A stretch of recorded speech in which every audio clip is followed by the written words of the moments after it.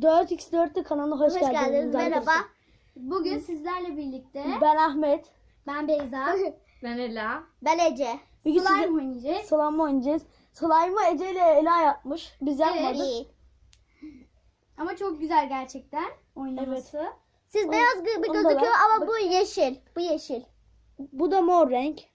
Şimdi o İkisi de çok slime güzel. oynayacağız. Siz onları bölüşün, biz de bunları bölüşelim. Ah,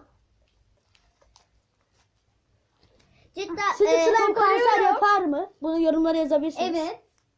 Slime'la ilgili görüşlerinizi de yazabilirsiniz. Bakın ne kadar güzel açılıyor ya. ilk defa yaptık biz. Böyle olacağını zannetmiyordum. Ama güzel olmuş gerçekten yani. Ben böyle iğrenç Niye kabarıyorsun ya? Kopunca kötü bir şey oluyor yani, o yüzden Evet. kapatmayın. Bak. Nelerle yaptınız siz bu slime'ı? Tıraş köpüğü, boraks. Boraks, bir de tıraş köpüğü. Evet. Peki nasıl yapılıyor? Peki İlk başta ben onu anlatayım. Tutkalı döktük. Biraz karıştırdık. Sonra tıraş köpüğünü kattık. Sonra iyice karıştırdık. Sonra da Biraz boraks. değişelim ya ben onları. Ama biraz boraksı erimesini bekliyorsunuz. Eriyince de onu karıştırıyorsunuz.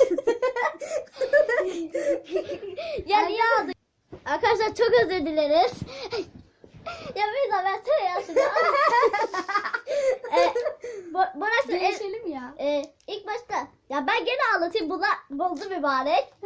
Sen bozdun. İlk başta tutkanı katıyorsunuz arkadaşlar bildiğiniz üzere. Evet, nasıl Sonra yapıyorsun? tıraş köpüğünü katıyorsunuz, karıştırıyorsunuz. Burası biliyorsunuz tozu var.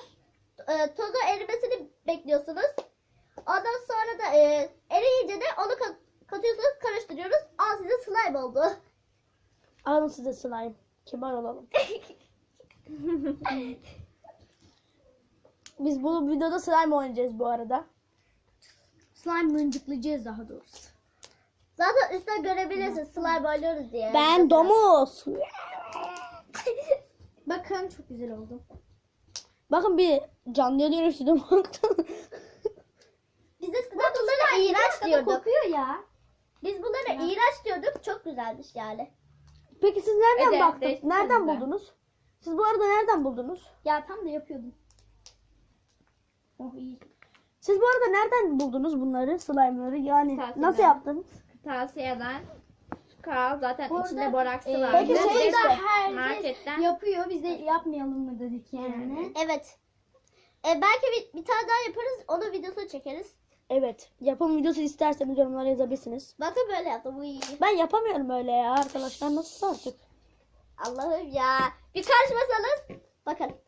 çok güzel patlıyorsa tavsiye ederim. Ben de yapamadım. O İlk kadar çok başta güzel elinize patlıyor ki. yapışıyor biraz. Efsane. Abi eli kameradan çeker misin? Ne Kamera. zaman çok bitireceğiz güzel. videoyu?